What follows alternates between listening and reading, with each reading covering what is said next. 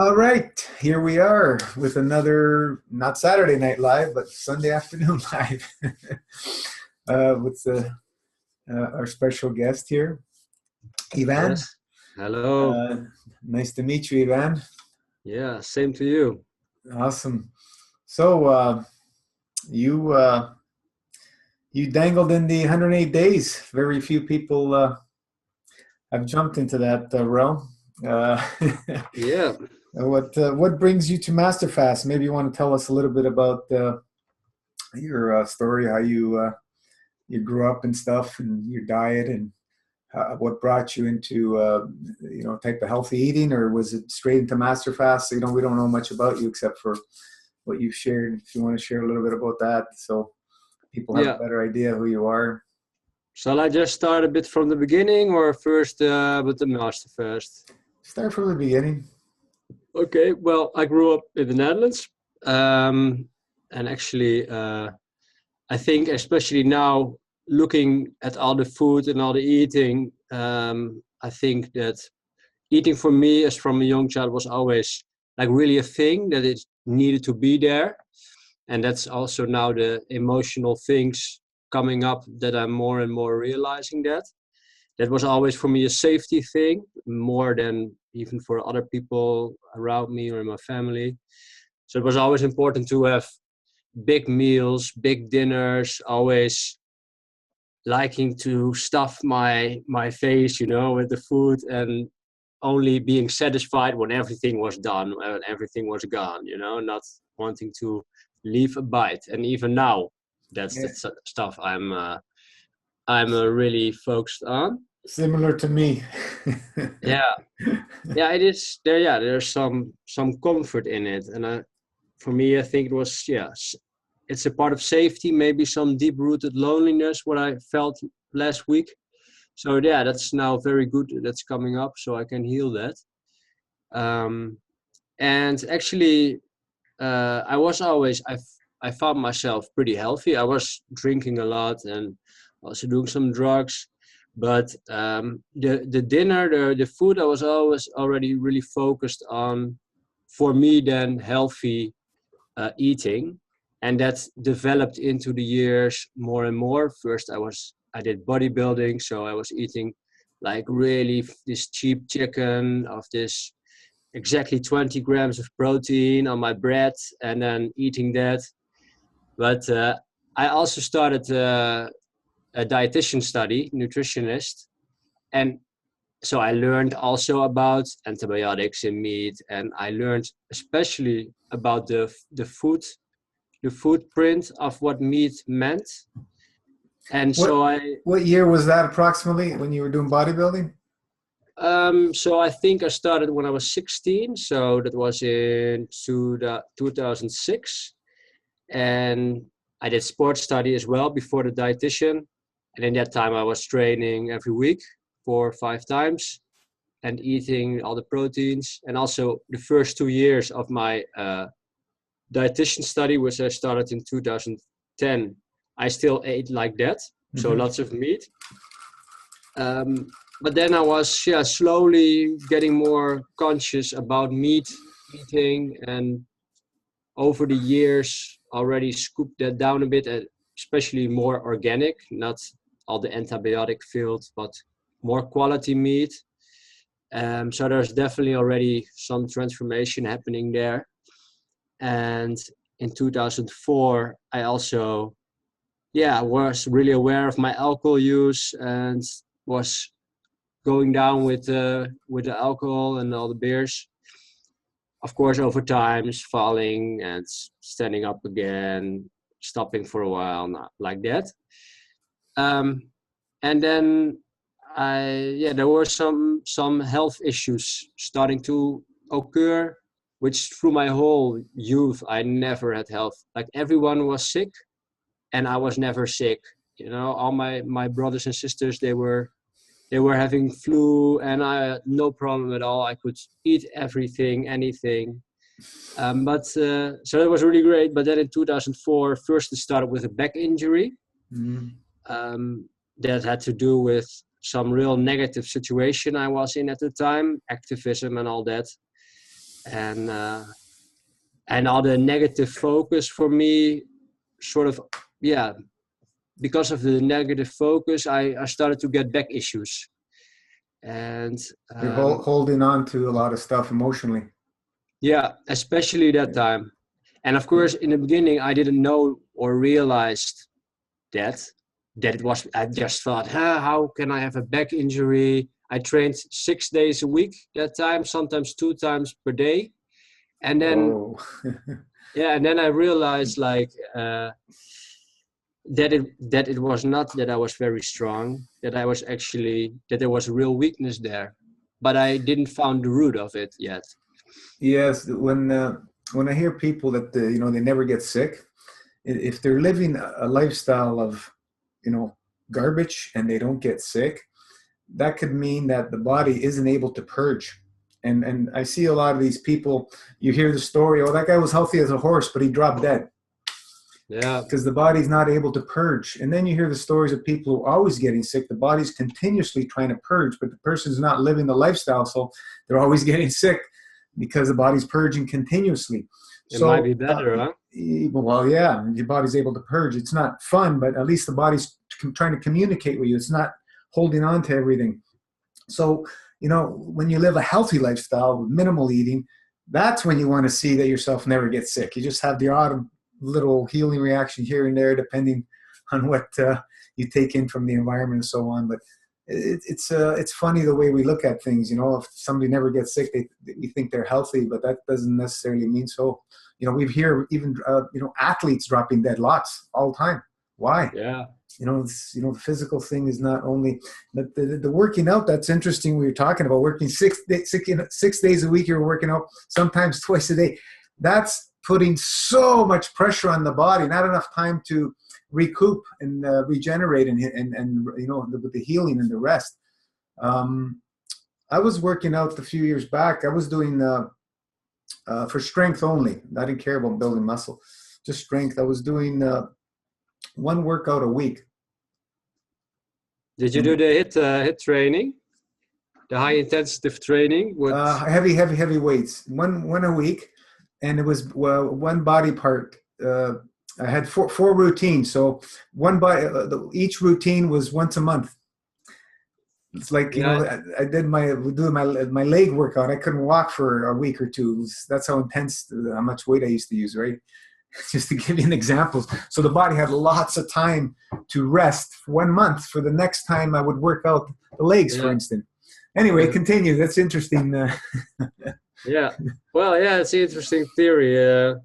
I think so, also looking around, I think sometimes the people who have all the stomach issues and intestine issues, I mean, the people who have the sickness, they will start to look. Well, I think most of the society is pretty unhealthy, even all the people who don't get sick. But the people who do get sick, I mean, they start to search, for Yeah, stuff to heal, and they like end up, like me. yeah, like you and And like all the you. other, yeah, and all the other master fasters, I think. A And lot that, of and most of us, yeah. yeah, and I think there's some beauty in that, because if you find then eventually what will make you healthy again, that's really great. Mm. But so yeah, first I had this back injury, and after a while I realized what it was, all the negativity. So I stepped out of that, and then slowly I started to heal. But like that whole year, I couldn't train, I couldn't move, I was sitting and lying a lot. And so then in the summer, like the back injury, it started a bit in September. So whole winter I had problems with that. From off April, May, I think it started slowly, real slowly to get better. And then in May or so, I was developing this hemorrhoid. And of Mm. course, in the beginning, no issue, it will heal. Also in that time, I really believed in the power of my own body being able to heal. I really believed in natural healing and not so much in all the doctors. So, but after a while, I went to a doctor because it took too long and it really hurt. She advised me to go to the hospital, but I didn't want to pay the medical thing that was like most reason why I didn't want to do it. So she said, yeah, you could try antibiotics, but I don't know if it will work. And I never used antibiotics before, but I was like, fuck it. Take the antibiotics, maybe we'll be done of it. And it helped a bit, but of course not fully. But so still after that, it was a bit better, so I let it linger. And I felt there was like this infection underneath my skin. And it was getting bigger and bigger.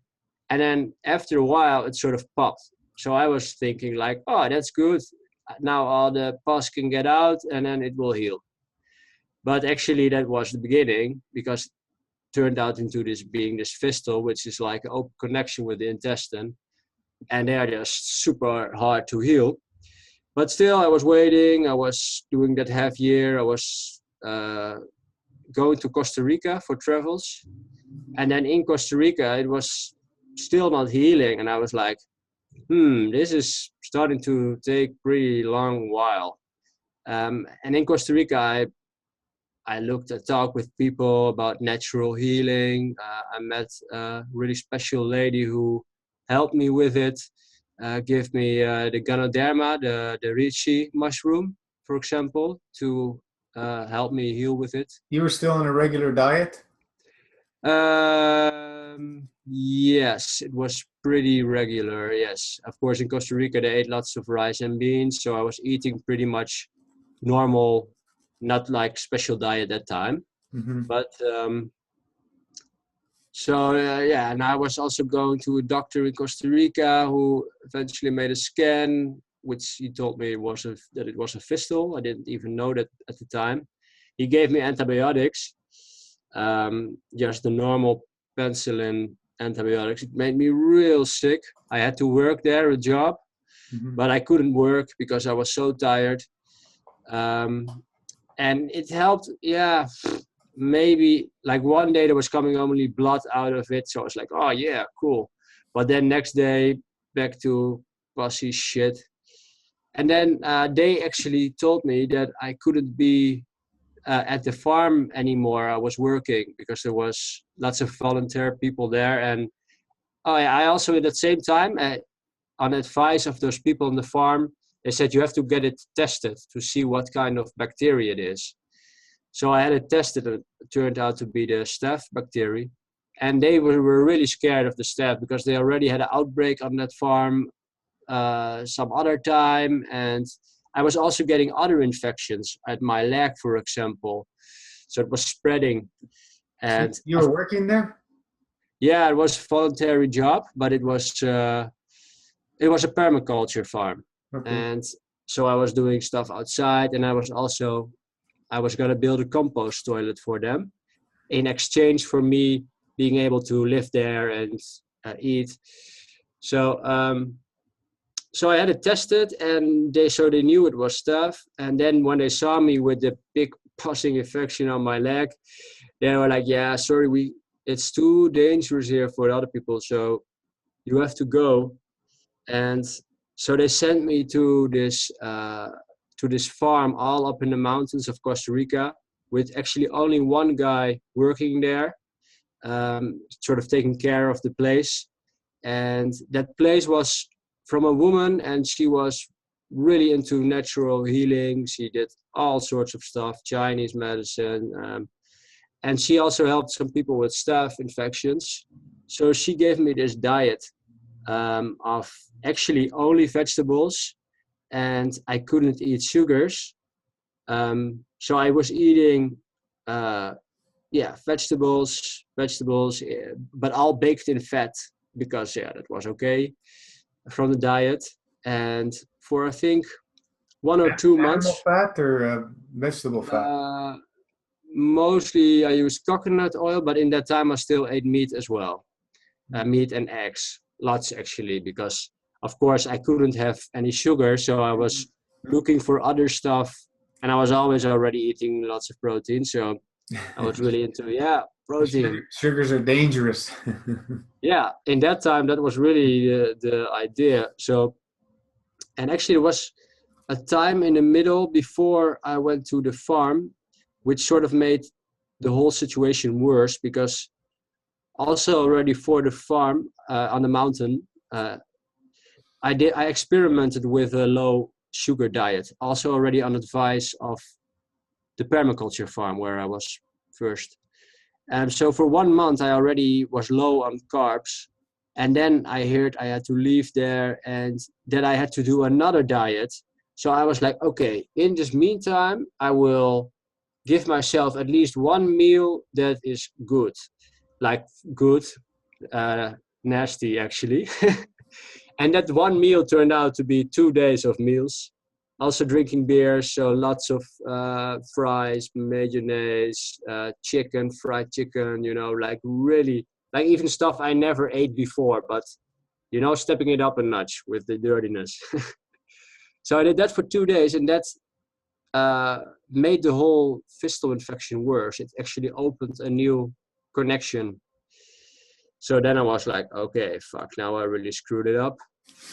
But so then after that, I thought, okay, but now I will start a good healing there on the mountain, and I have also lots of herbs, bitter plants to really kill the bacteria, like natural antibiotics I used, oregano oil, a few drops,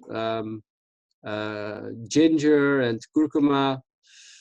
All those herbs and a few more I cannot remember anymore. But yeah, most important was that in that two months on that mountain, I was like in sort of isolation. There was no internet. I almost had no reception on my phone. So once a week, I could go off the mountain and take the bus to a little town where I could Skype with my family, my mom, and do groceries, buy all the vegetables. And then I had to go back up the mountain. And then for a whole week, I was sort of by myself. That other dude, he was sometimes there only half a day.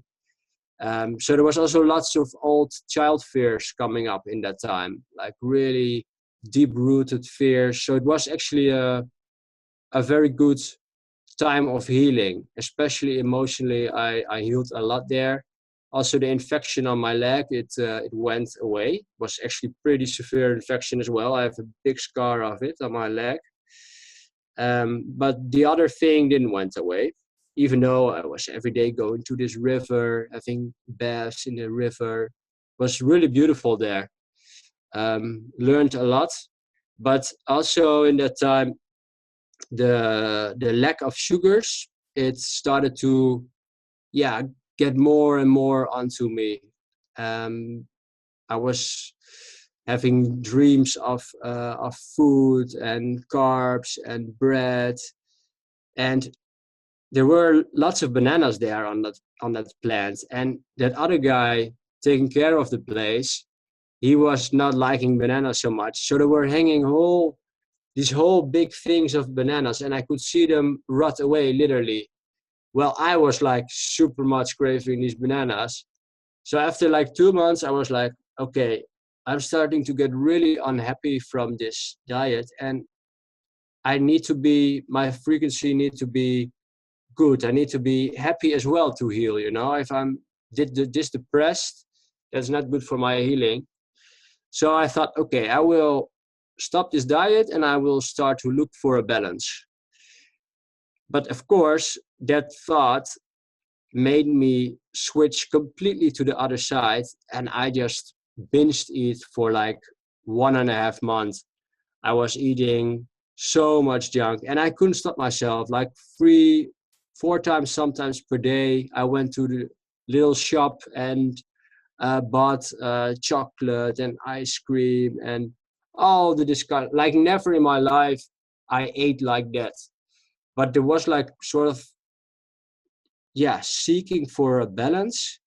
And actually after 1.5 months, like from one day, from one moment to the other, I could see myself doing all that.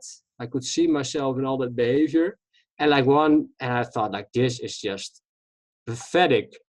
And like with that thought, also that intense, insane binge eating, it stopped. But of course, still, I like the ice creams, but it was on a more normal level. And And that was like, I think June, so June 2015, or was it 16? Well, doesn't matter. Um, I did some ayahuasca, 2 ayahuasca ceremonies with Kambo to further heal, to trying to heal it. I spoke with this shaman. He lived with a tribe in Brazil for 10 years, and he advised me to do 7 combos. Then he gave me 1/8 combo for free and an ayahuasca ceremony. So I did all that, but also that didn't have the desired effect. And so I thought, okay, it's time to go back to the Netherlands because I cannot heal it here. No more money as well. And I will try to look the path of the hospitals because I tried all that natural healing. It didn't work. So I was like, okay, there should be something, maybe also just the experience of going to a hospital. So I went in the Netherlands to the doctors, and they did scans, echoes, and then they operated me first time, like surgery. First time they put a wire in it. It's sort of a drain wire. It's going round, and the idea of it is to have like a good flow of all the junk getting out, and then it gets narrower. And after a while, if it's narrow enough, they can close it with a surgery. But they also already said it's a real difficult one you have. Like normal of these things is like 60-70% chance of healing with a surgery. But with me, because it was way more complicated, it was even lower. So they did 1 surgery, and then I had to wait 6 months. So for 6 months I waited, and in that time, every time when I ate when I ate carbs, actually, every time when I ate carbs, it started to swell, the pus started to, so it hurt, it was lots of swelling and shit. But I had to wait, and then I think in February they did a 2nd surgery. First one was really easy. I was pretty scared for it, but it was like, ugh. But the 2nd one, that was super, super heavy. They cut open one whole part of skin, and I remember the hands of the surgeon coming out like this. I had a paralyzing from the waist down, so I couldn't feel anything my legs, but I was aware, And then she had like her hands covered in blood, and I was like, "What the hell have you done?" Because I didn't feel anything. I had no idea what she was doing. She sort of explained something to me, but yeah, it was just not really completely clear. And then, that infection really knocked me down. It was really, really heavy on the body. Like I was getting sick very often. Like they also gave me morphine, which was, I think, even making it worse. Really, really knocked my ass off, that morphine. Although it felt nice for a short bit. Yeah, But it takes a toll, all these medications. yeah, and there's that surgery, all that cutting, and it's so brutal on the body. And what she actually did, she put just 3 more wires in it, because 1 wire was not enough. There were also other holes and pathways in there. So she made an extra hole, and then another wire. So I had 3 wires, and then that was the idea. Another time, wait 6 months, and then re-evaluate, doing another echo, like another scan, to see if it helped. It helped. And actually in that time, these wires, they just started to fall out. And so one broke, then the other broke. And at the time I was also like thinking like, maybe I should do a fast or so. Maybe I should do a fast, because I already for a long time was thinking about fasting, but also not yet really like thinking, I might need the strength and all that. But I think in the summer, so last summer, I was reading more into fasting and thinking like reading like people who healed their fistula stuff with fasting. I found like 1 or 2 guys just on the internet who, one guy did it with a week of juice fasting and then raw eating after that. So I was like, oh, nice, a week. No, maybe I need 2 weeks. Maybe I need 2 weeks and then, yeah, it will be good. And then, yeah, somewhere, I think June, July, someone sent me this guy who did the master fast. I think it was like a sort of a journalist, guy who did 56 days. And I was like, what, 56 days? That's insane. That's ridiculous. But so my first thought was like, no way.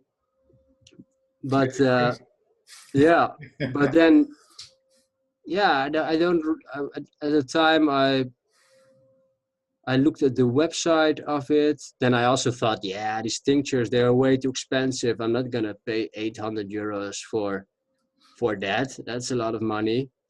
But I was, yeah, at the same time, yeah, looking into it because of course I was really open to something, and I really believed in that. I did that whole path of the hospital. I did all that natural healing before that. But what was also pretty synchronizing was that these wires were falling out, you know? And there was only one more wire in there. And I was actually thinking maybe I will cut it myself and start this fast. And then just that one also fell out. So I had no more, and it was like, okay, green light, you can go. And yeah, so I looked into the master fast and I thought, okay, yeah, these tinctures, I think they can be pretty, of course I knew about all the healing herbs. And so yeah, September or so or August, I ordered all the herbs. I did actually the Divine 9, and I did some of myself, like the connective tissue, because I thought that will be helping to repair the tissue down there. And then September was still a whole month for me of eating all the nasty shit, wanting to eat, smoking weed again, especially for the tobacco, which I was addicted to. Not so much the weed, but I wanted the tobacco one.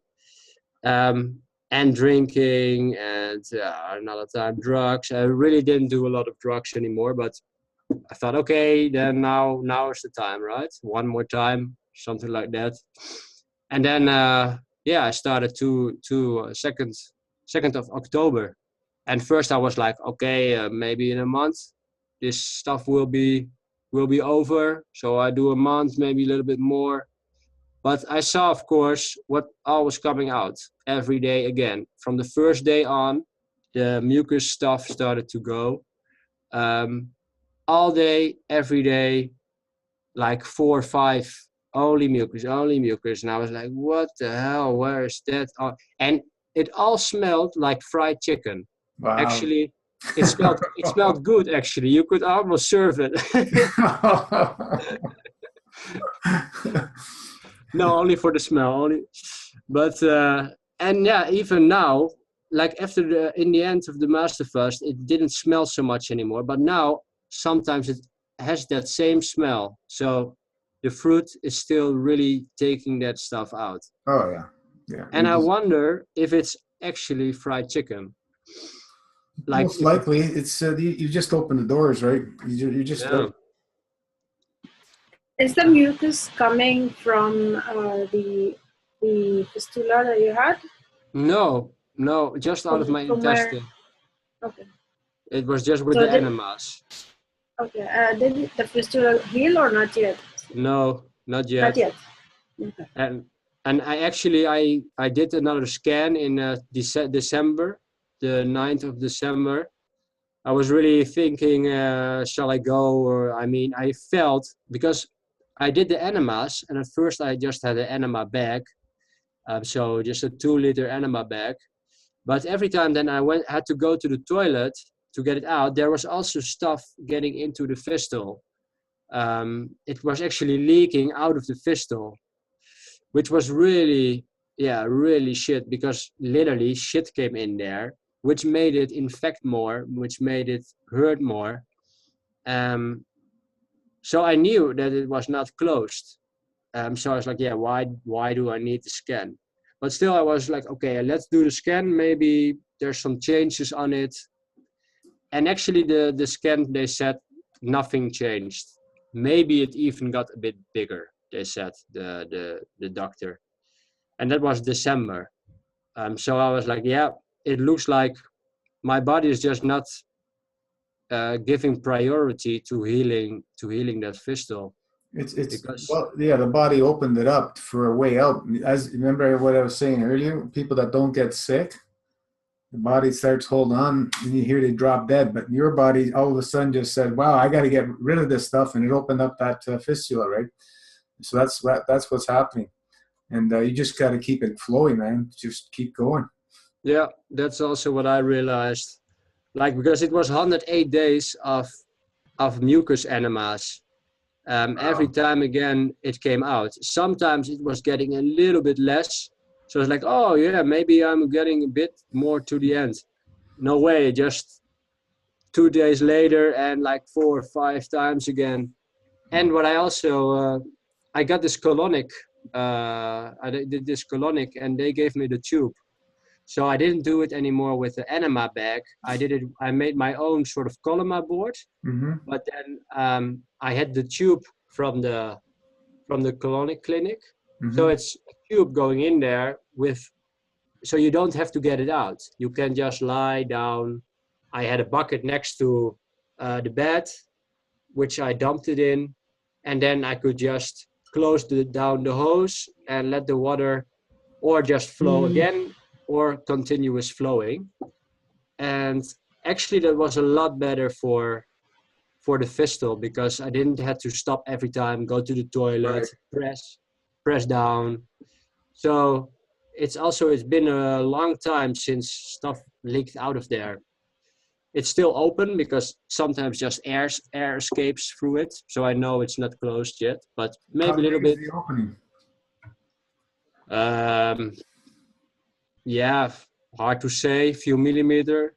Okay. On the inside and on the outside. Inside I can't see, of course, but there's actually two. There's two connections inside the body, and then there's a whole mess of holes and shit. And then there's on the left side of my bottom and on the right side there's like two exits. Oh, so from your rectum you have like two tubes almost opening to the abscess.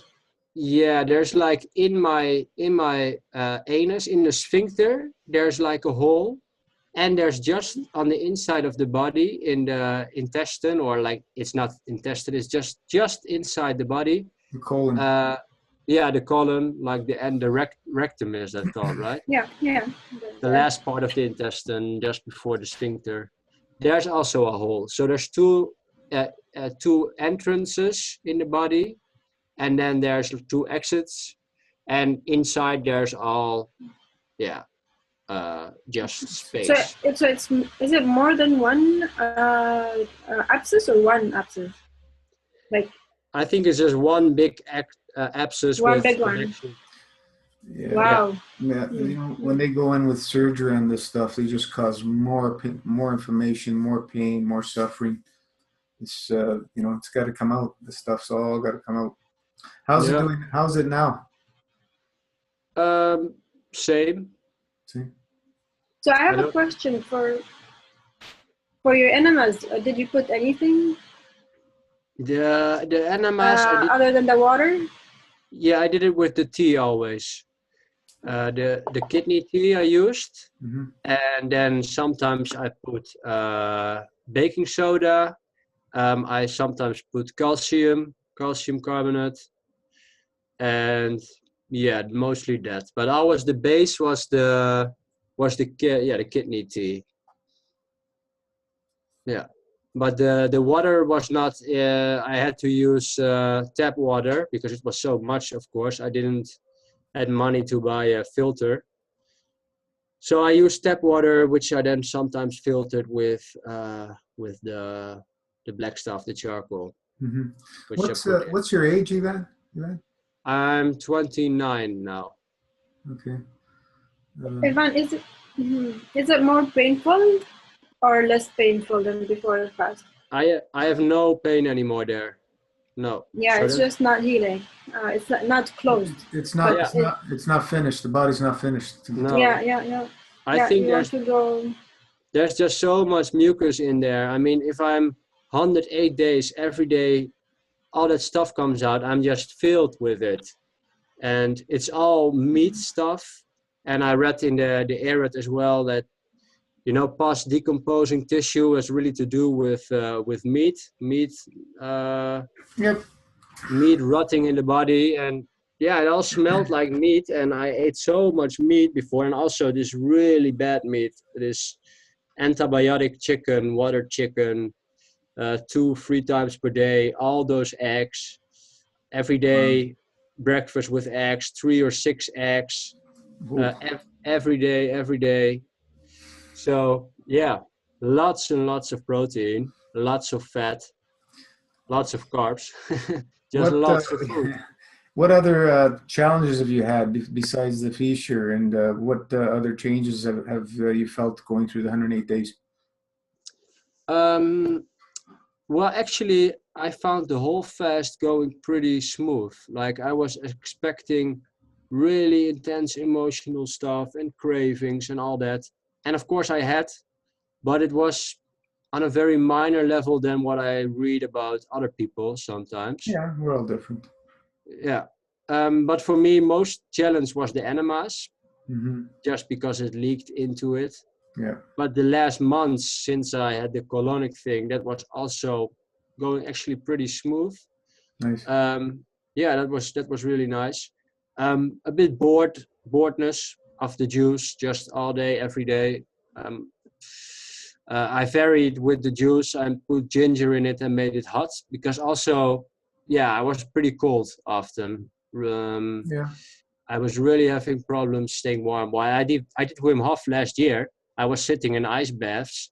I was complaining about everyone that they were like pussies because of being cold. And now I was like this, a major cold, having 2 sweaters and still being cold. Everybody's sweating, and then I'm like, it's still cold. So I made the juice warm, which really helped me. It was really nice warm, and especially with ginger in it, that really helped me to get through it. And what I experienced during this fast, in the beginning of the fast, I was let's say it like this. I sleep better. I sleep now 6 hours a night. I wake up early and have no problems getting out of bed. I really put down a day structure. So every day I do back exercises. I do some yoga exercises. Meditate. That's like this whole morning routine I have. I have gotten really productive with my company, just also because it's really time to start that, and I'm really happy with it and motivated. But also they're really, really structured and really putting down the work. So that's really good. Definitely more self-love, really much more deep self-love. In the beginning, there was all the time this fear and worry that it was not gonna heal, and these thoughts like every time I even felt a slightly thing connected with the fistula, didn't matter what it was, I was like, oh no, it's not gonna heal, oh no, like these thoughts coming up. And now I'm way more relaxed in that, just like, okay, let's just clean this body. It will take some time, and do a lifestyle of more fasting and clean eating, really healing the unhealthy eating I always did with the stuffing, the emotional eating, heal that. And then over time, it has to come, you know? Oh yeah. What was your dry fasting schedule like? I did per day between 12 and 15 hours. I think a bit, yeah, average around 14 hours. Mm-hmm. Weeklies I did 36 and monthly 72. Okay, nice. Nice. Yeah, and it was actually pretty easy for me. Yeah, I could have gone longer, but yeah, I kept it to the minimum how it needed to be. So yeah, it was going good. Excellent. So, have you tried doing any compresses on them, some poultices, like wheatgrass Yeah, poultice?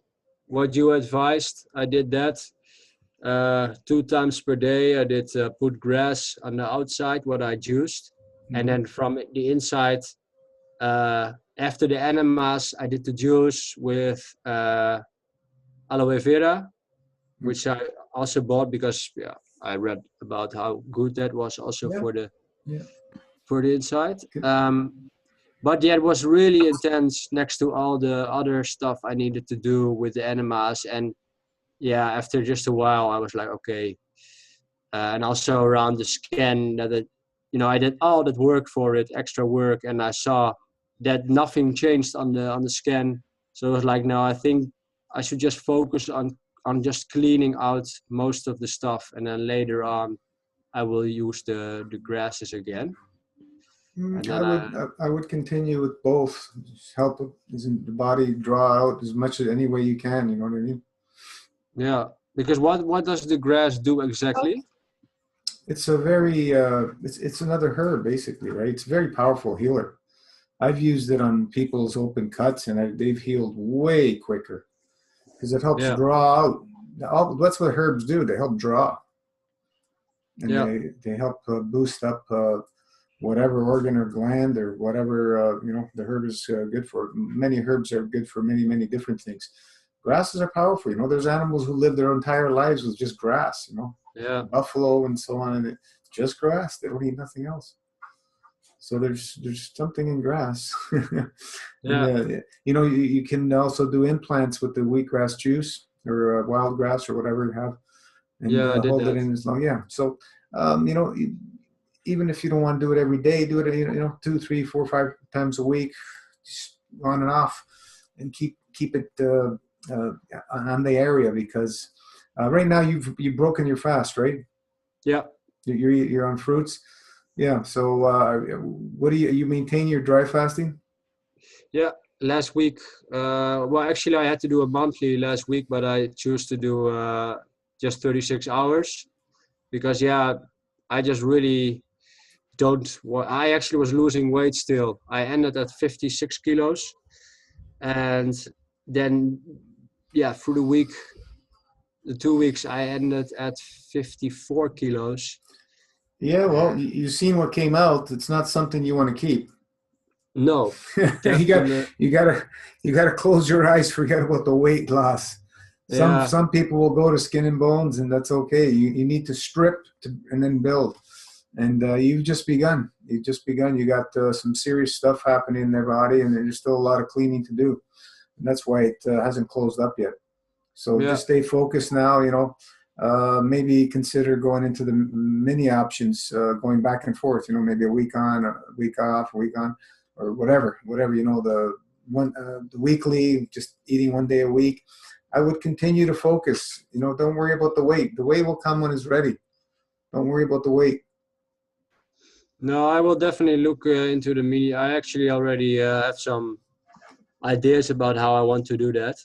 But like I posted the other week, right now for my company I need to look a bit healthy. That's just how it is.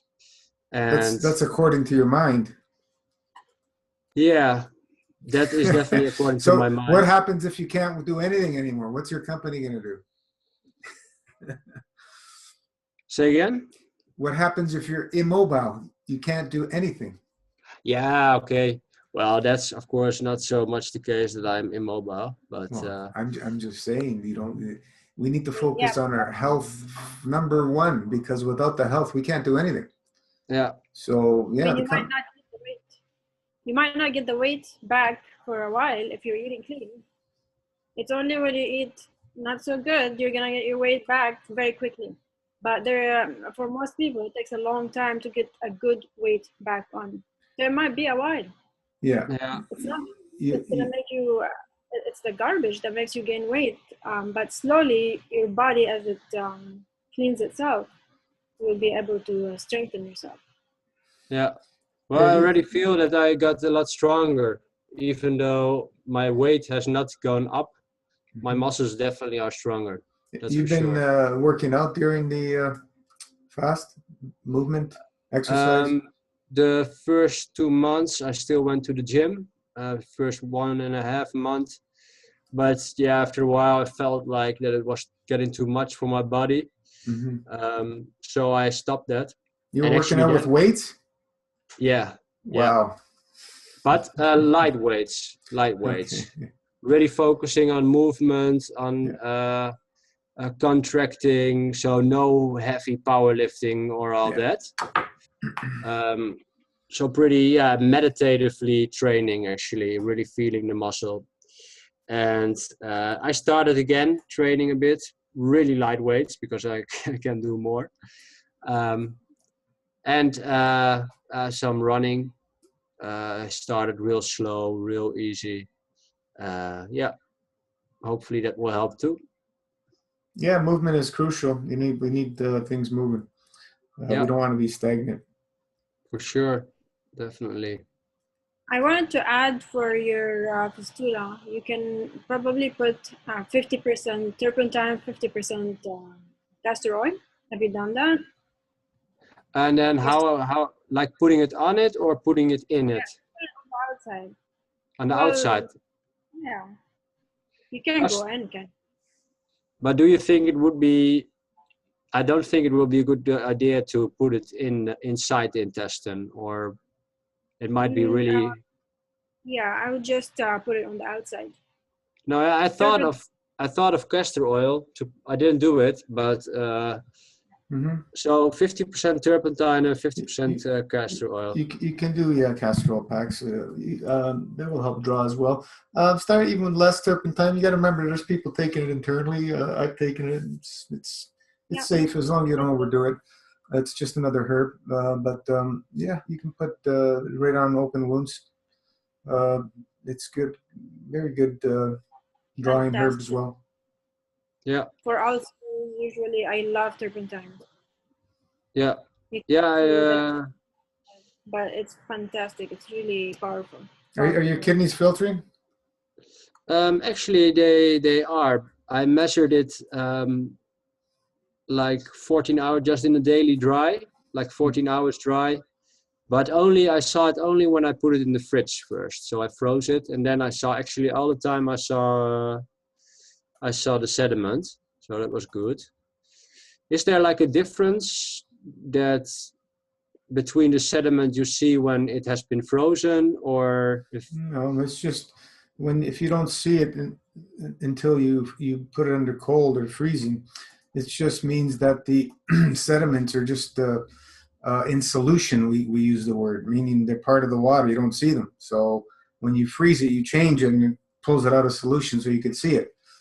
Yeah, it's there. That doesn't mean it's not filtering because you don't see it. When people are doing and they say I don't see anything, so we ask freeze it. Let's see if there's anything there, because sometimes like if you get water for whatever, spring water, whatever, ocean water, if you put what do they call that thing? There's tons and tons of minerals in there. If you that's this probe they use to burn out and see what sediments in there, and you see all the stuff coming out. If you did it with ocean water, you'd see tons of crap, and it looks clear like water, right? But you don't see it because it's in solution. Yeah. Okay. Well, good thing. And I think they're filtering pretty okay. I do the castor oil packs on my kidneys, so every 3 days, on and off. Nice. And I feel them also pretty often. Yeah. In and outside. The good thing is that you don't feel pain like you did before. That's the body's pushing out all that stuff. It's a good sign. But you may go on cycles. You may get more pain, especially now. Be careful with what you're eating. If you don't eat proper, you're gonna feel it You're Yeah. gonna feel it. Right now, you got to be really careful because you're in the second phase now for another 6 months, and is what we call after you break the fast, twice as long as the fast, so at least another Yeah. 6-7 months, and you got to be really careful. But that's since it's not closed, I would recommend focusing on going back and forth, back and forth, back and forth, just so you can find something that you can maintain and you're comfortable with. Because I know it's been long, you've lost a lot of weight, it's whatever, but focus on your healing. Forget about, your weight and everything else. Just keep moving, keep things going, go back and forth. That's what I would suggest. Yeah. Yeah, I was reading into One, the 9 days fasting and 18 days of eating. Yeah, That something seemed like like that. Yeah. seemed like a good option for me. Yeah, and it trains you to, fast break, fast Yeah. break, fast break, going back and forth. It's stay focused, Ivan, on the cleanliness and mucusless foods and stuff, mostly fruit. You can have some green juices and stuff later on. How many weeks have been some green smoothies you can introduce if that's what you're craving. But stay clean, stay very Yeah. clean, because your body still has work to do. That's why it's not closed. Yeah. Yeah, definitely. That's also why I was still losing weight. So Mm-hmm. Mm-hmm. yeah, definitely some more work there. How much weight did you lose? Was it In total, 20 kilos, actually more. 20? Yeah. Yeah, that's a bit. Yeah. yeah, Yeah, I I was. lost 40, 50 pounds. 15 kilos when I did my fast. At least 17 kilos maybe. So yeah, it's nothing. It's just shit. Yeah, and I'm also I'm not worried about the weight I lost. I'm not worried about being skinny.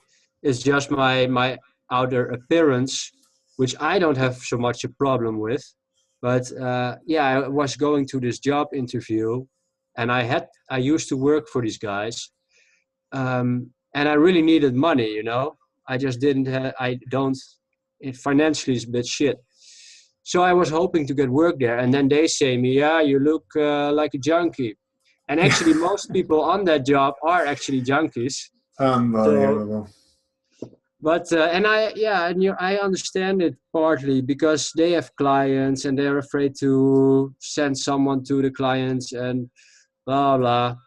But yeah, for me, it meant I can't work for those guys now. So financially, I have to look for other options.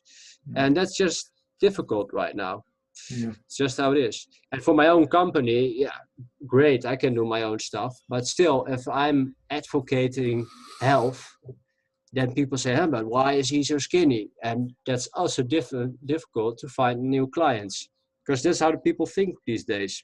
Someone who is fat looks more healthy than someone who's skinny. You got to let those belief systems go. It doesn't matter what other people think. And what most people think, it's gotten our planet in this condition of everybody, pain, suffering, misery, and torture. And so forget about all that, man. Just go within and, just elevate them, bless them, because most people just don't understand and don't know, especially what we're doing. Yeah, it's pretty extreme for most people. Yeah. Sure. Yeah. Ivan, I would keep my diet clean, for sure, mucusless, mainly fruits, and I would work out to strengthen. Yeah. And I would keep my dry fasting minimal. Yeah. Yeah, you advised already. I'm definitely gonna do that. Because with more and more dry fasting, we lose weight fast. Yeah. Yeah, I actually thought of skipping it maybe this week, which I don't like, I wouldn't don't skip. No. Don't skip your dry fasting. Yeah. Maintain it. Yeah, most rather I would just like to continue with the fasting and the cleaning. When we go to the season change, plan out that you do your 18 days of eating, whatever you're doing, or if you continue, plan out for the season change to go for 4, 5, 7 days dry fast. Go for a long one. The most important thing is to make it a lifestyle. And come out of it properly, very slowly. If you have supervision, would be nice, because Do you have any fasting experience before Master Fast at all? None? No, This I is your don't. first one? Yeah, yeah. But you advise 5-7 days, and then what's kind of supervising would that Well, mean? because you're not experienced, and you need somebody along. You read all the healing reactions, read what can go on. Because dry fasting things happen very quick, and people freak out. They get scared because they don't have the understanding.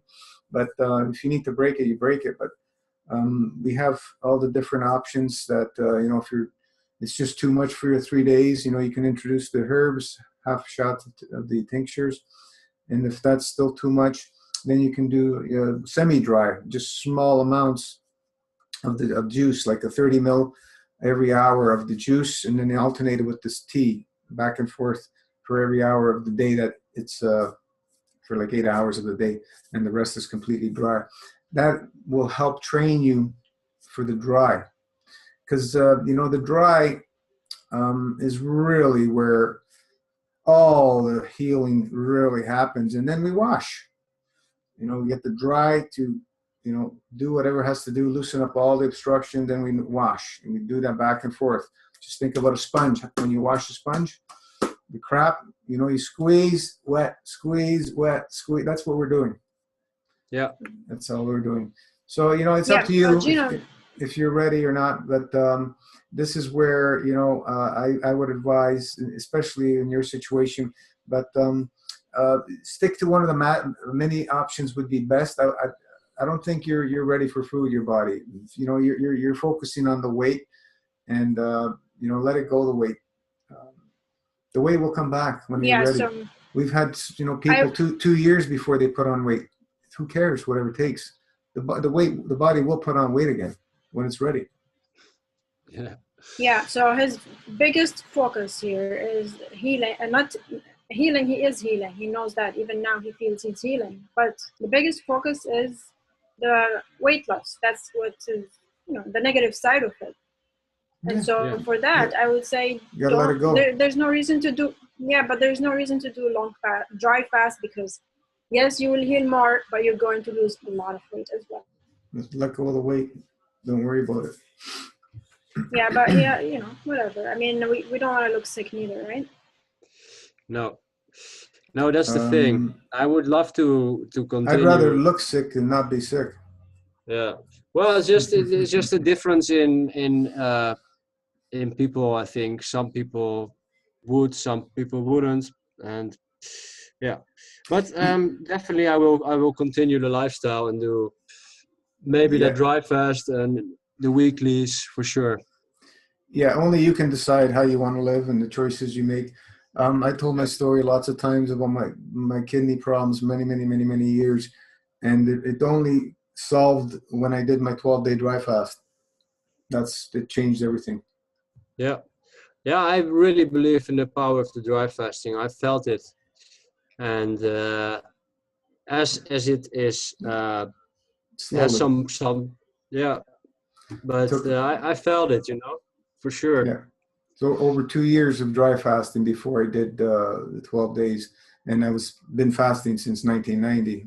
Different types of fasting. So we're not in a rush, but for you to go up, to 5-7 days, I think you can do it. Maybe the next one you do like 5 days, and then the next season change in the summer you'll try to go for a 7. Slowly see how your body responds. You'd be surprised. Some people, it's simple for them to do, and others, they have a really hard time. So they just got to, go at it a little bit slower.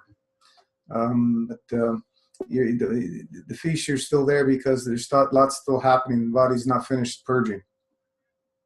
Yeah, that's very clearly to me. Patience. I definitely want to try 5 days, since the 3 days were not so much a problem. And also, I haven't even had to use any of the semi tools. I didn't even try. Stay dry. Yeah, just completely dry. And I have this herbal wine I made, which nice. I would like to try. Yeah, it's real nice. Are you doing any breath work? Yeah, I do the Buteyko breathing. Excellent. Really a lot. This last, I'm like up to 45 seconds rest pause. Stop doing the Wim Hof one? Yeah, because it felt like a contradiction, the Wim Hof is like pulling as much in your body, but yeah, for just a short time, you fill yourself up. For the whole year, the whole past years, I did lots of Wim Hof, 2 times per day, the breathing. And now I'm like, okay, if Boteco says the more CO2 is in your body, that is pulling in more oxygen, then so you do the opposite, and then you get the same effect, but for longer. The Wim Hof is good for fight or flight. You know, you want to go dive in some cold water or whatever. And, you know, you can do that and use it occasionally. For me, I wouldn't practice it all the time. It's oxidizing. It strains the body a lot. Yeah, and you can do, you know, crazy stunts with it. But the Buteco is what we need to keep it as part of a lifestyle, because you'll see dramatic changes with that. You know, breathing less, just like the food. We eat less, we breathe less. Yeah, yeah. I mean, it's advised to do Boteco even for athletes, so swimmers, and so I mean, I don't see. I'm sure Boteco can be also explored just like Wim Hof for the fight or flight as well.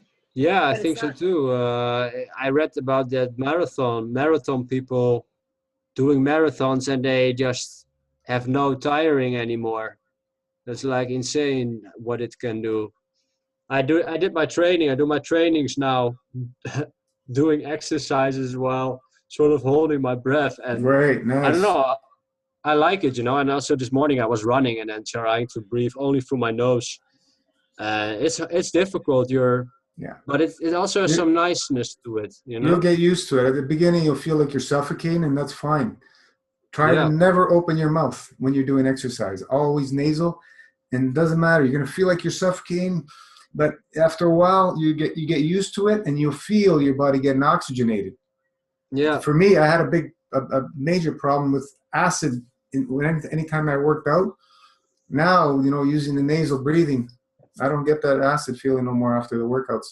Unless it's something really strenuous, I get very little, and it's gone. Before it would be like days, you know, your legs killing you and stuff. I don't get that no more. Just do the nasal breathing, minimal breathing. I actually, of course, it's different how I train, but I have no muscle pain almost. Nice. So it might already be to the Boteco. Oh yeah, it starts, you know, little by little. You keep doing the controlled pauses, you know, throughout the days, and practice that, and do it when you're exercising even better.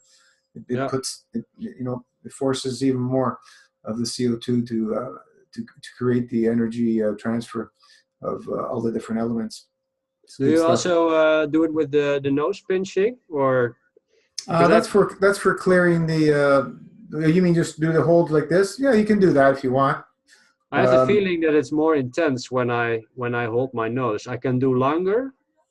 It looks like it when I do it like this. Yeah, you can do it like that. It creates a different emotion, I believe, when you're doing that.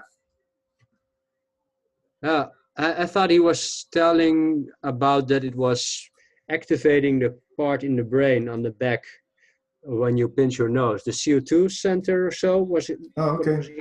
I may have missed that. Yeah. One of these Boteco guys. But they have the, you know, you do this one when you want to clear the nasal passages and stuff. Yeah. You can. Yeah, there is a different feeling when you pinch your nose or you don't pinch your nose. There is a different feeling psychologically. Yeah. Emotionally. It's very, very interesting breathing technique. I incorporated the last 2 months. I actually only did Boteco, and all day long doing sets when I'm driving my car, you know. I do it too a lot. When I'm driving, I feel it's nice, comfortable to do it. Just think about if you live in a very polluted city, right? For example, and you're doing the extreme type of breathing, lots of air, versus the Boteco with his hardly any air. How much more pollution are you going to put in your body? Yeah. Just with that one thing alone, that's a lot. The big difference. Yeah. Less is more. The Wim Hof is already. I thought about that, and also people on the Wim Hof Facebook, they were like, "Yeah, I'm here in this city, and now I have to do my breathing exercises, but I don't feel like doing it here. You know, with all the you don't even want to know what you breathe in, and then doing Wim Hof, you do 10 times double." Did you notice any improvements doing that Wim Hof for that year? Actually, not so much. No. No, You were no. able to withstand cold more? Yeah, that's for sure. Yeah. Which was real nice. I like that. But it didn't do anything for the fissure. No, of course you Yeah. never know. Yeah, I mean, it's hard to tell. I mean, you don't even know the Buteyko if it did anything for the fistula. No. But Well, you don't but you know felt better. sometimes what, like right Did now you with feel the better with the Buteyko? Do you feel better overall? Well, I just feel good It's overall, also but hard to- that's it's hard to because tell. yeah, it's so much stuff happening. Of course, I did the fast. Yeah, The there's fast lots did, going on. yeah, exactly. So, but yeah, what I noticed with the training that I don't experience lots of muscle pain, and I did like yesterday I did 4 sets for my legs for the first time, which I should have felt, and maybe it comes a bit, and I feel maybe a little bit, but way less than before. So yeah, definitely maybe it's that. No, definitely it is. Yeah, If you're doing that type of breathing, less you're getting the energy transfer happening, and you're yeah, more oxygenated and everything else. yeah, Good stuff. yeah. So that and still my lymph system in my head is really full. My ears every day they're full. You know, I have this You got sulfur in your eyes? sulfur in my eyes. The orange color in the pupil? Do you have I any don't. orange? I don't Orangey know. brown color? Around your Orange. pupil. I can't really see from the camera. It doesn't look like it, but you may when we Yeah, have the your eyes sulfur. are just blue. There's no orange color in the iris. They are overall pretty blue, but it might be that there's some orange in it. I have to check.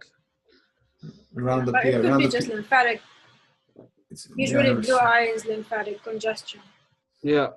Well, it's very congested. I mean, I cannot. I did the massage thing and the castor oil in the yeah. ears. Keep doing. Keep Yeah. doing. But and actually with the running this morning, and also I walked in the forest. At one time, my ear plopped and it was clear for a few seconds, and I was suddenly hearing myself speak again on another volume, and I was like, "Whoa!" But then it happened only for, and that's also the Buteyko. It does something to it. Like I feel it plop and go, and but yeah, that definitely needs some more time as well, for sure. I will Yeah. take the upper brain circulation tincture, right? For Yeah. It's upper kinetic. circulation up, Yeah, brain and nerve, herbs and stuff. All that stuff. Heat and ice in the back of the cerebellum. yeah, You can alternate and finish with cold. That'll help move things. Ear candles and stuff. You're doing great. You're just you got to stay focused now and just keep going. Focus on your goals. Forget about everything else. Just focus on your goals and keep doing it. yeah, for There's sure. lots going on, man. For a young age, you got lots going on, but that's one thing you got on your side. You're still young. Exactly. It's only better now, right? The younger, the better. The Well, longer, the faster you're clean. we've seen miracles happen in every age. It's just when we're up there, we have more crap to clean. That's all. Yeah, You're at 27, you have all that crap. Just think about if you were at 97, how much crap. yeah, yeah. I actually am very happy that I found this master fast right now, and I'm really also in the fast was really happy about just thinking of cleaning all that up and Yeah. getting only more and more healthy, Yeah. doing more with less. That's just nice. Only already for all the consuming all day every day, consume, eat five times per day eating. It's so intense, not only for ourselves but also for environment, for the wallet, financially. Mm. So that's just nice. I'm getting enthusiastic about that, thinking about the coming years, getting more and more into doing more on less food, you know. Yeah, what? It's a lifestyle is what I was gonna Yeah. say. I'm saying it's a lifestyle. The more fasting days in your life, the better you will feel. Yeah. Yeah, Yeah, your for your sure. I food realize bill, that. your food consumption goes down. Your food bills go way down. You feel better. Everything works better. You Yeah. know, it takes time. It takes Like I time, said, definitely. You need to be it, patient. you just begun. You just have that understanding. You've just begun. Literally, you've just begun. You just open those doors. Now walk through, and then you have another set of doors you can walk through. Another Yeah. set, and we go into layers with each fast, right? And that's it. It doesn't matter how long it takes. It takes what it takes. The body Yeah. knows what to do. This is But the at the end, you'll be flying. trust. Yeah, this is where we have to have that trust and the faith within ourself, our soul, because the soul is doing all the work.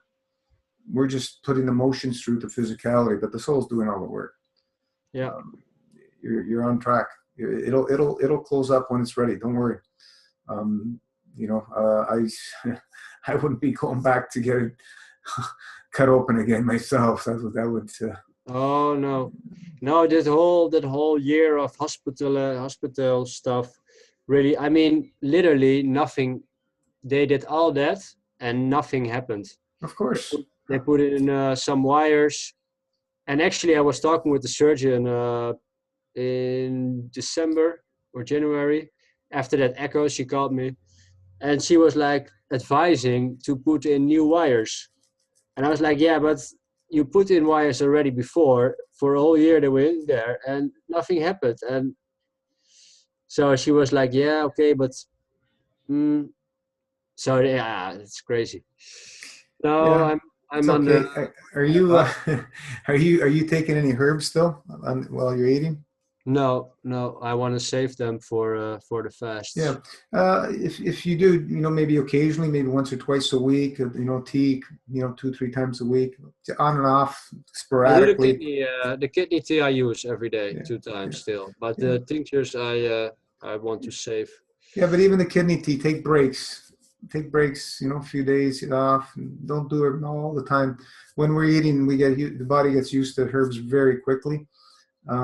They don't have the same effect. They still help, but your body gets used to them and starts using them more as food instead of as medicine. And that's is the key why we load Okay. up when we fast. We load up, even when you're doing these. If you do like 9 days of fast, you use them, and then the 18 days when you eat, you stay off from them, and then you go back on the master fast. You use them again. You focus on the fasting. Yeah, That's the best. yeah. Yeah, that's a good idea to also do it with the kidney tea. Yeah, take breaks.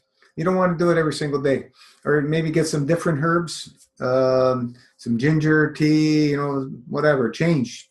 Don't stay consistent when you're eating. This is we see a lot of people go that route, and they go to plateau, and nothing starts happening anymore. They keep changing formulas, and then because they're still eating, right? Then Yeah, nothing much happens when you're eating, as far as healing goes, in my book. yeah. Very It works very better. slow. It works better to herbs while fasting, huh? Oh Yeah, yeah, yeah. There's no comparison. It's night and day. yeah. But you're doing great, even. The pain subsided. That's great news, because it's not. I'm sure it's not comfortable having that pain in the butt. Literally, it's not fun. No, I remember I had some hemorrhoids for a while, and when I went raw, and it lasted like about 6 months. It wasn't fun, and then they're completely gone, disappeared. But this is the thing. We were talking earlier. People that never get sick. It's not a good sign when you're not eating well. It's not a good sign. I know a few people like that, and some of them are not around anymore. They never got sick, and goodbye. Body oh can't yeah, purge. I definitely believe now, even though it's not fun, but being sick, it's actually a sort of a blessing. Yeah. We call it sickness, but it's what it is the body's purging. That's all it is. Yeah, Sickness. yeah. And it's That's, and you know that's when that happens. Okay, stop eating. You get a cold, a flu, stop eating yeah. and let the body purge. That's the best time to fast is when you get cold or flu or whatever. Right? Just let it allow because it's forcing itself to put itself in that situation so it can dump because it's just Yeah. overloaded. And that's If only more people would have that understanding, huh? yeah. I mean, everybody going. If everybody knew that, like, oh, I should fast now, that would change something. Animals do it. quickly. Animals Yeah. in the wild do it. They get sick or injured. They don't eat. They stop until they're healed or they die. This is how we carry on the stream. Yeah. We're addicted to food. We're Yeah. addicted to the food. We like it too much, for sure. Yeah. Yeah, you know. Yeah, it's not easy to for people to fast. It's No. not easy for us to go on and off and on and off. No. So imagine for somebody who hasn't even experienced it, so they're not gonna buy it. And then all the nice, appealing foods around us in the society really pulling, you know, every day. And actually, I never liked fruits more as now, you know. Fruits, like I experienced already eating some vegetables, but the fruits, they just go in so smoothly and so lightly, and just you feel the lovingness of the fruits, how soft it is. Yeah. Never experienced that before. It's real great. Are your bowels moving yet? Yeah, after the 4th day, so that was good. Nice. Yeah, and also that. I mean, if you eat all the junk, what comes out is ook junk, and with only fruits, it's going out easily. You don't have to wipe so much. It's so much better. Yeah. The best poo on fruit. That's for yeah, sure. yeah. Absolutely. No Hey Ran, comparison. I wanted to ask you about the enemas, because I was reading about someone saying that when the rectal area is really congested, it's hard to get it out with normal enemas. Do you know something about that, Rana? On the master fast? So on the master fast? No, it was just in general. I think I was talking about the lymph system being really congested, and then he said, "Oh, that has to do with the acupuncture lines towards the rectum, and that means then that area is also really congested." And of course, with me, that is probably the case. And then he said that it was hard to get it out with normal enemas to cleanse that area. Yeah, this is the misunderstanding. People think the colonics and enemas are doing the work. When you fast, that's what's doing the work. The enemas and colonics are only to assist what the body has loosened up and ready to purge. We just washing it out. That's all we're doing with enemas and colonics. They don't, you know, you eating every day, you're doing enemas and colonics, you're not going to get much results. You just the body's only going to get rid of the loosened stuff up. You know, the food matter. It's not going to go into the cellular deep levels. You know what I mean? Sorry, this guy's using a blender here. You guys can hear probably. No, I don't hear it. No? Oh, okay. I don't know much. I don't know much about the you know. I mean, any area in the colon can be blocked. You know. Forget about what people but say. Acupressure. Yeah, but there could be a truth to the acupressure points that I don't know. Yeah, but when you're in a fasting mode, it doesn't matter. Your body knows what to do. You know, if you want to do some acupuncture, you know, to help stimulate an energy movement, you know, that could assist. That's all you can do. While you're fasting would be great, because that's the best time to do anything to do with healing. But otherwise, the body's the only thing that's going to feed you. It's the only thing that's going to hydrate you. It's the only thing that's going to be able to find balance and heal you. There's nothing else external. It's all the body doing the work. All the things we're doing is just to support what the body knows what to do exactly 100%. This is the misunderstanding. Everybody's looking for external things when it's all coming from within. But we're so locked up, so plugged up from eating chemicals, poisons, drugs, food that's not food, et cetera, the body doesn't know what to do with any of this stuff. It doesn't recognize them. They're not found in nature, and the body just plugs up. And this is the challenge to try and clean ourselves. It's a big challenge. And some people get in real trouble when they start doing these cleanses. They just don't understand because they're not using a support system as we're doing with MFS, right? We're all about supporting and allowing the body to keep things moving. You know, we want to avoid any stagnation, because when there's stagnation on a fast, boy, it's not fun. It's not fun. It gets scary, very scary, you know. And we want to avoid that as much as possible. We use the cheap insurance, you know, the herbs, pudding, tea, enemas, colonics, burn stick, and so on and so forth. Yeah, well, they help great.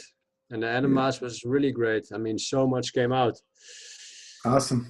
Definitely very good. Yeah. Anything else? Anybody got any questions? Yeah, questions.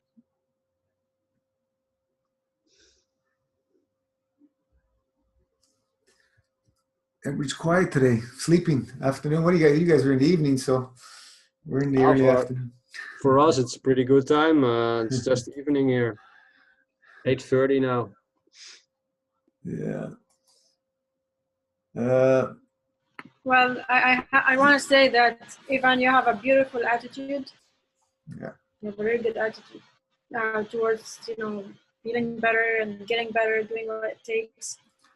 You have a positive attitude. That's good. Keep it up. It's a bumpy road. Yeah, for sure. Thank you. Especially when we go back to eating. Yeah. You're gaining the understanding. That's what we need. We need to gain the understanding and to be patient and allow. You know, let go of the weight thing, Ivan. Just let it go, man. Don't worry about it. It's gonna come when you're ready. In a year or two, don't worry about it. You may even lose more weight now. You know, you went back to eating. That's happened sometimes with people because the body's not done purging, and that's why we need to stay as clean as possible once we break the fast and allow the process to continue. So, just allow the body to do what it has to do. You don't want to be forcing to put a false weight on and stuff that's just ridiculous. Then you got to start out, you know, all over again. Not all over, but you know what I'm talking about. You know, you don't want to go there. It's just a process. When people, you know, put you down because you look like a junkie, just, you know, elevate their soul and bless them. Don't worry about it. They just don't have an understanding. And most people don't have an understanding of fasting in general at all. You know, just in the last 2, 3, 4 years, it's becoming more and more popular about fasting. Hardly heard anything about fasting before. In all the years I was doing raw, everybody's, you know, eating raw foods, and I continued fasting, and they're wondering, no, why I'm doing so well. I fast every season change, and nobody was fasting. Very, very few people I ran into would do any fasting at all, and that's the key. That's what my body was loving to look forward to reset me. Doesn't matter how clean I ate, you know, it was always. Came to the point where, okay, it's ready for a fast again, another season change, and I would feel excellent again to reset the body. That's what we learn to love, the fasting, and the food. The food is always there. It's not going to go away. And there's tons of it all around. We've been eating all our lives. We're not going to miss anything, you know. So just keep it minimal. And you do you still lose weight? Do you know when you do? I don't lose a lot like most people. You know, no, I don't lose a lot. No, he doesn't lose weight. Maybe a little bit, but not. I can't tell if he's fasting or not. I mean, a little bit, but not no. And for you, Rana, you still lose weight, right, on the weekly? Oh yeah. Well, I lose weight when I do the master fast and even minimal dry fasting. I definitely lose much more when I do more dry fasting. Yeah, when I do my maximum was 3-day dry fast, and you know, I'm happy with that for now because I know my body has a long way to go, so I'm happy with slowly, you know, doing the minimum. Yeah, when I'm fasting, I stay slow but steady. Yeah. What's steady? It's a lifestyle. Slow but steady. Yeah. The dry fasting. Yeah. I stay usually around 150 in fasting mode. If I go on a long dry, I'll get into the 140 pounds. You know. What is and, that? 140 pounds? Is that like 60, 70 kilos? Like two. It's yeah, 64 kilos almost. Yeah. That's about the lowest I get to in the 140, and then the 60 something kilos is the lowest I go. That's pretty perfect, right? 60. Well, you know, it takes time. It's Yeah, definitely. when you know, like I said, we've seen people go to literally skin and bones. Not everybody, but some people they do, because the body needs to dump that much. It's not built on good materials. It needs to purge emotionally and physically. It needs to purge, and then we build. Nobody dies from fasting. People die from eating. You know, this is a misconception. We get into a fast. The body's not able to purge. It's locked up. You cease to exist. That could happen, but it's rare. If you're following the protocols and stuff, you're not going to run into these problems. The problem comes when people go back to food and they stuff themselves and they go to foods that they're not supposed to eat. They get into trouble. They'll kill themselves out of stupidity, ignorance, whatever it is. You know, the mind goes crazy. You want to eat everything sometimes when you come off these fads. You got to control yourself. You know, you got to control yourself. And some people are just not ready to heal. They felt so good on the fast and they go back to their old ways. They want to go back and plug themselves up. They're just not ready. And that's okay. But they could be dangerous, very dangerous, doing it, you know, going back to the old ways of eating, because that's not what we're teaching. It's a lifestyle. We've been teaching that right from the start when we started sharing. This is a lifestyle. If the 108 days, for whatever reason, is just too far-fetched for you, go into the mini master fast. Start with that. Do that for a year or two until you're ready psychologically to enter a long fast. But you know, sometimes we have people that are just, they don't have time. They're just been butchered through a few years of, you know, the system, and they're on their deathbed and they need to jump in and get but unfortunately, yeah, that's usually not a great place to do 108, because you come from a place of fear. If you are under surgery, you mean? So when you are told you have a big tumor and you're scared, yeah, right? And you decide, okay, you search and you find master fast, 108 days master fast, and you get into it, but you really are not like ready for a lifestyle change, because you know, some people maybe think 108 days and then I'll go back and whatever, you know, my tumor will go away and I will go back to my old ways. We see that with people, you know, that do that, and then they go back for tests, and they're just not. Their belief system's not there. They need a justification for what they're doing through the medical system. This is not what we're teaching. You need to have trust and faith in your soul, and when you do, you don't need to go back to those guys, because you know your goal is in your vision, because that's where you're driving. Nothing else matters. That's what has to happen. You need to have that confidence, that trust. You need to have an understanding of what's going on and what we're doing. It's the only way it's going to happen. You know, going, oh, let me go see if the tumor shrank, and let me go back and forth back. For what? Yeah. What are they going to do for you? If they tell you it's bigger, if they tell you small, what's that going to do for you? It's not going to do anything and help you in any way, shape, or form for your healing. You know, how does this work? How does that work? I mean, who cares? We know what to do. Trust in the soul.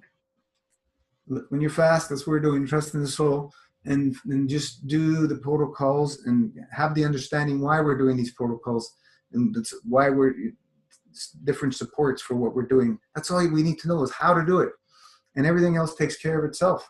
That's really the simplicity of it. A lot of people complicate things, and this is the challenge, to bring the new understanding out that you know, we've been conditioned to believe crap. You know, you need vitamins, you need minerals, you need to go to a doctor, you need to eat 3 meals a day. If you don't drink for 3 days in any water, you're dead. All these bullshit belief systems that have no validity at all. There's none. Based on shit. It's based on the dollar sign. You know, That's all they're Yeah, based that's on. the toughest part. That's the toughest part, to have faith and belief, change your beliefs. Yeah, and then trying to show people that yeah, you can live without food and water either. Even that's oh wow, now you're really crazy. We're most of it are we're doing it all part time in our sleep. So, and we're in Masterfy, we're teaching you to extend that. That's all we're doing. And so we're doing it part time anyway. It's just that it's too far fetched for most people to comprehend that and come to the belief system that your body's doing all the work. So we can retrain it to work on light, plasma, prana, whatever you want to call it, because that's where we come from. And there's no separation from that realm to this realm. We believe there is because we have this body, but there is no separation. We're attached to that oneness of infinite energy supply. It's a beautiful thing once we come to the understanding and do that. We have Marin in Germany. He's coming up to almost 2 years on Masterfast. Yeah, I read his story. Just amazing, huh? And what a horrible stuff he went through. But also that dry fasting after that surgery, I was like, wow. 2 Insane. surgeries. Yeah, insane. He had 7 surgeries in total. Incredible. Incredible. No inflammation, no nothing from the surgery. Out weeks before the other guys with the same surgery in the hospital. Incredible. Incredible. Yeah. He's one of the master. Everybody's a superhero, but he's a amazing superhero. I had no idea he would make it when we started. He started Masterfast. It was just I couldn't believe what they did to him. It was incomprehensible what the guy went through. Like Kelly's just posted her testimonial today. My goodness, she came into Toronto and visited us in the summer. My, what a testimony, what she's been through. Oh my goodness gracious. You guys got to read her testimony. I haven't even read it yet. She just posted it just before we went on. She has had her Zoom already, or will it come up? It's not on Zoom. It's on. She just wrote it. Yeah, but she's like when her Zoom was. Okay. Yeah, she wrote we'll it. Watch that then. But there's March. So many beautiful, amazing stories out there.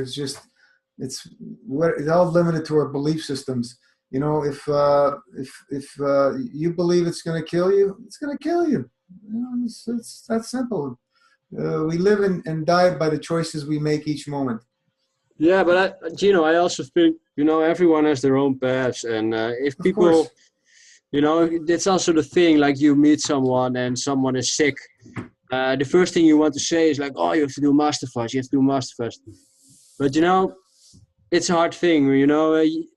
Partly you want to say it and want to offer all that, but if people are still in their own thing, they will not accept it. They are not open for it. So most people are not ready. And if they die, then they die. Yeah. We just can share the information, and the people who are ready are the ones doing it. Yeah, exactly. They have to find it themselves. Otherwise, it's no use. We have quite a few people on their 2nd, 3rd, 4th, 5th, 6th, 7th, 8th Masterfast. And so we have quite a few. How many did 2 108s? We have a few people that did 208 days already. And we have a couple that did more than 108. And no, more than a couple, three people that did more than 108. And Marin's the one that he's not going back to food. Yeah, he's only drinking juice, right? For already 2 years or so? Almost 2 years, yeah. In April, it'll be 2 years. Yeah. He had a 2-week break of smoothies, but that's it. Yeah. That's it. He was going through a major healing reaction. Is his weight going up, or is it steady? Yeah. Or so I was going to tell you. Yeah, so basically the first year, remember Gino, he used to tell us he was so small and thin the first year. And now he's building, he can talk. He's building muscles, right? He put on 4 kilos of muscle in the last couple of months. Yeah. Yeah, I know it. I know it will come once my body is clean. Definitely, you know, it's not the food that's building you, it's the work The and work, yeah, activity. exactly. You build muscle by working it, not by eating. Yeah. We just plug ourselves up full of shit. Yeah, I feel it now, you know. I feel what it does. I feel what the fruit does to my body, and I feel what vegetables do. Vegetables is just like this. It slows you down. The Yeah, veggies. it's more heavy, and fruits they're smoothing and nice. Yeah, It's better. yeah. You know, if if you want to do some green juices, it's much easier on the system instead of eating the greens. But the fruit, eat the fruit. Don't juice the fruit unless you're doing the grape juice or whatever juice you're using. Yeah. The raw juices, stay away from them. Eat the fruit. Yeah, even the vegetable juice, the green juice, I found it already heavy.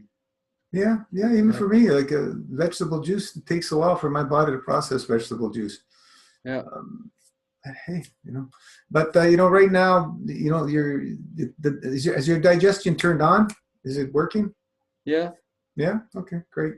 Some people take some weeks for the digestion to turn on after a long fast. Some people will turn on within a few days. Everybody's a Yeah, bit different. I was pretty happy with that. Nice.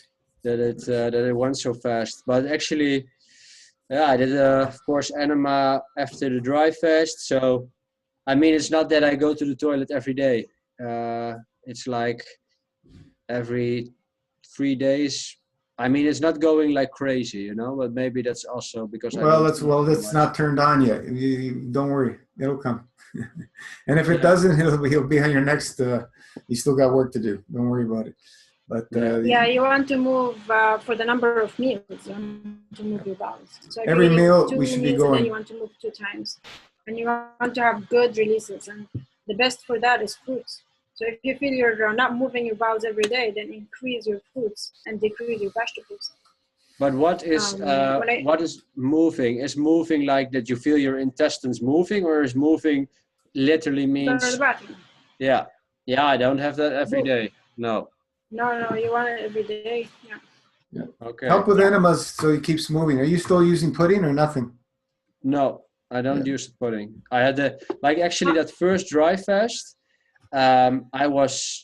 I actually still needed to fast for 2 more hours, and I was feeling I really needed to go to the bathroom, but I just couldn't. It was so stuck, and I thought maybe that was due to the pudding I took for the dry fast, because that whole week was only fruits. I didn't eat anything else, and it was actually when I Yeah. had to get it out with an enema, and it was like this big of a ball. I Wow. mean, like, what? How is that even possible to go through there? Yeah. You don't want pudding when there's no reason to take pudding when you're eating. No, no, There's no just reason, fruits. absolutely. Fruits work the best, huh? For bono fruit meals for going to the bathroom good. Yeah. Are you eating enough fruits? That's the question. Yeah, I think even that's my whole problem. I tend to overeat, and Yeah, we I all do. still. So what's a typical meal of fruit for you? So first week I ate mostly mono fruit meals, but now I'm like, for example, like this big amount of grapes, and then next to that another type of fruit. So like a whole big amount of kiwis. So actually like After. like two big portions of It's, fruit. that's fine as long as you're feeling satisfied. Yeah, I feel You're not definitely mixing them, satisfied. are you? No, I do it separately, but like I do like sub-acid fruits, mostly like kiwis and grapes, for example, or apples and pears. I did like in one meal, and also sometimes before I take prune to help with the bowels. Is that the correct word? The prunes? Prune Prunes? juice, Yeah, but just like prunes, we still dried have from prunes, from the garden. We froze them last year. plums. We had plums. That's the word. Yeah, Yeah. prunes is when they're dried. Same Okay. fruit. Okay. I didn't know that. So we have frozen plums, and I make them warm because it's still I'm so quickly I'm cold. So warm brooms with apple and pears, and then that's like one meal. But I take it like the brooms, the pears, and the apples. Like that. Yeah. Yeah, you're doing great, man. Doing great. Just stay focused. Keep things You're going. having salads as well? I did raw soup like in the second week, and that was really heavy, and I was really nausea in the night. So like Just 10 hours later that I ate it, I got really no, but I ate a lot.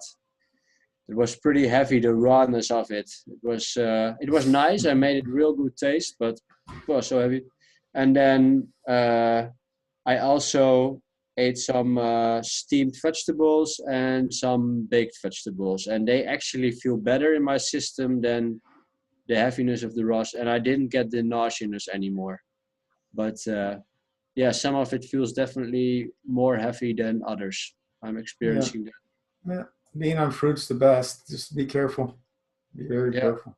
I feel that. Yeah, for sure. If you want that cookedness, some cooked fruit is nice, and it's doesn't bind you up. Yeah. Yeah, and I just like the warmness because I drink one glass of cold juice and I'm immediately cold. Yeah, you can warm it up. Warm up the juice. Yeah. That's your thyroid.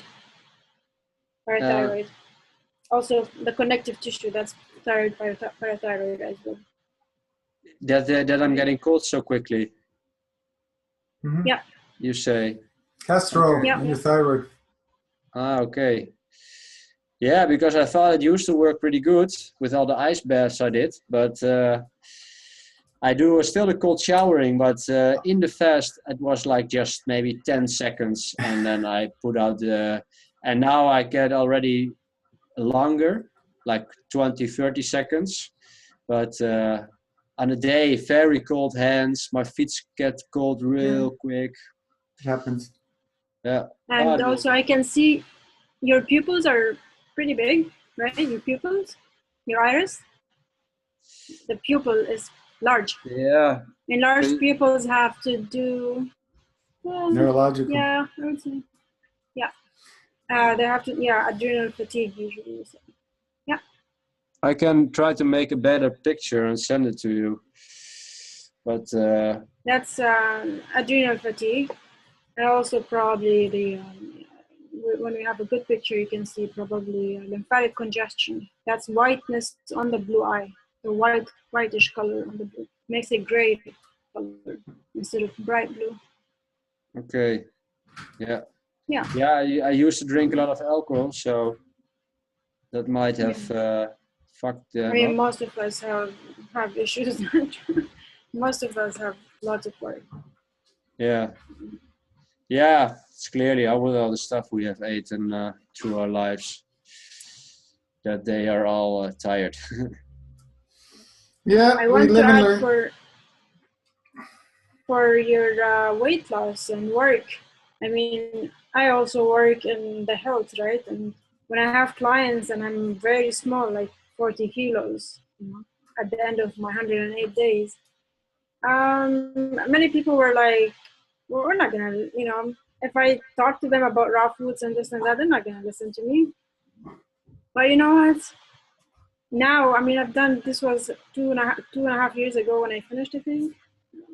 When I started 2.5 years ago. But it's been a while. So I've done other masterclass afterwards and I have lost almost the same amount of weight. And you know what? Now I don't care. I don't care. It doesn't matter. Yeah. Yeah. The family, yes, at the beginning, it was the worst coming from the family, right? Because they feel like they want to interfere. My older sister called me anorexic. And, I mean, and because I was very happy, the way I felt. So she was like, well, if you're happy with how you look, then you are anorexic for sure, because you want to look thin. Yeah. But I don't want to look sick, but I was very happy with how I felt being clean. So yeah, it took a while. So now every time I fast, I lose weight or I eat whatever I up and down with the weight, they don't talk to me about it. They know I'm alive. Everything's fine. Yeah. Before the first time, they thought maybe I was gonna die. So it gets easier with the family and with the clients, as well. Like just do your best. Honestly, if your job gives you so much stress about your luck, then it's not a good job.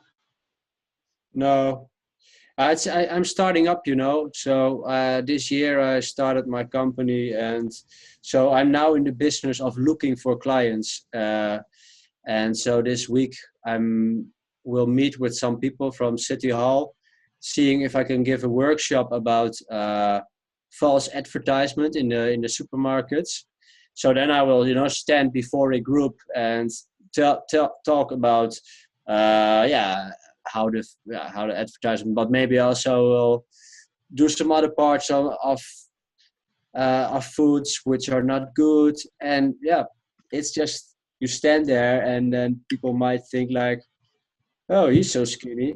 And it's crazy because I mean 50% of the people in the Netherlands are overweight.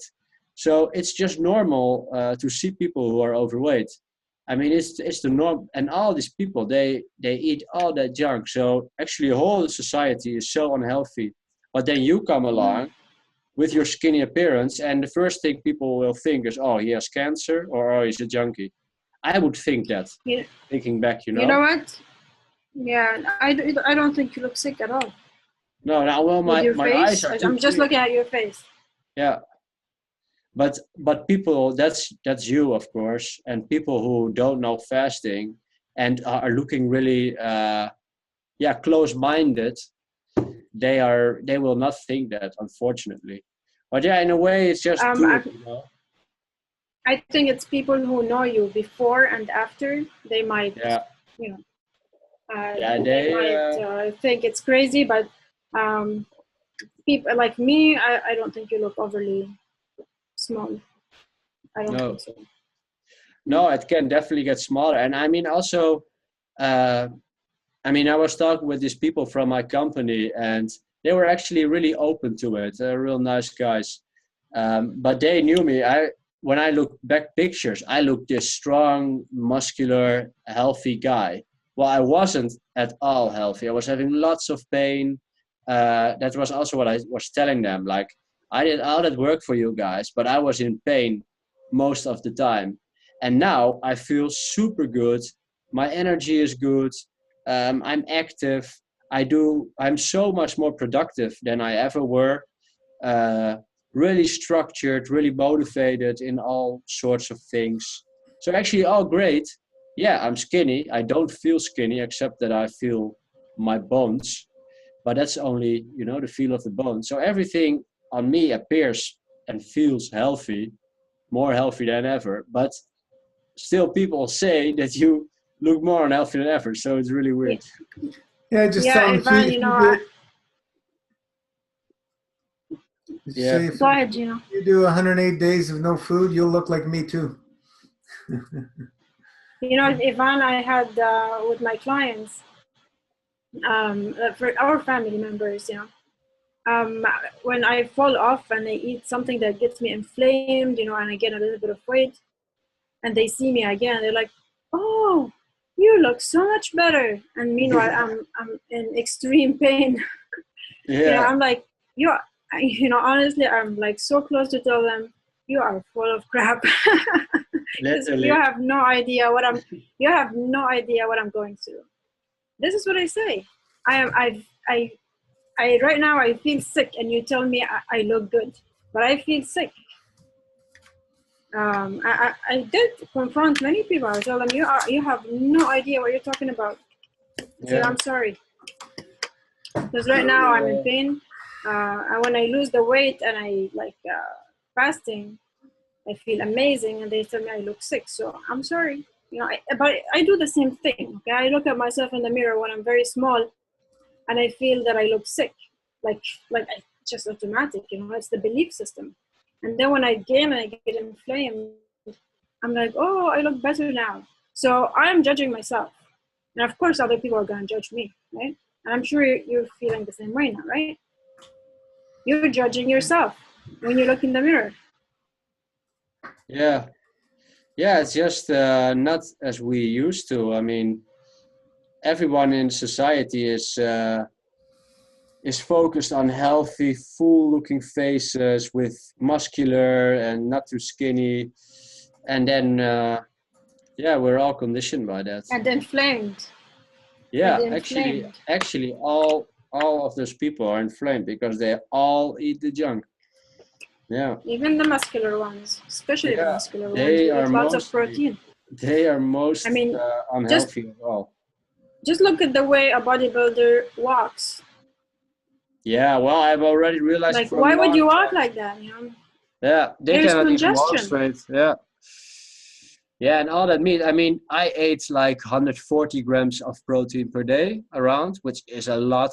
But the average bodybuilders, especially the professionals, they eat 400 grams of protein per day, which is like every meal for 5-6 meals per day, 40 grams or so. So that's like 3 steaks every meal. That's insane, insane amount of. And not only for your body, but for the planet. It's just crazy. It's a big challenge belief system to change for most people. But anyway, everybody's the challenge of the is what is it the we're stuck in this physicality. That's all that matters to a lot of people. Just the physicality. The focus of the spirit is not there. So Yeah. times are changing. The light's shining brighter and brighter, and we're going to see lots of changes. Yeah, more people see that. I mean, I'm meeting lots of people who are really open to all those changes and really realizing how conditioned we are. And then still, even those people, I talk to them about the master fast, and even they're like, "Whoa!" Because we just don't know. I mean, 5 months ago, I myself was exactly like that. Yep. Because you have to learn. It's relearning. And when you do a master fast and you literally see what comes out of you, I mean, you are getting, you get to know it because you know what's in you. And then you're like, okay, so this is really true. And you start with the idea of doing just a short fast and that will heal it, because a short fast, a month fasting, was not in my idea a short fast. And now you do 108 days and you're like, okay, so this is just the beginning. This is just the tip of the iceberg, Yep. So it's crazy. And perspective. Yeah, you change your perspective, and through a fast you change that, and you learn what's inside of you. You learn that you feel better, and and that you're on the beginning. That's also what you learn. Yeah. And it's good you started young.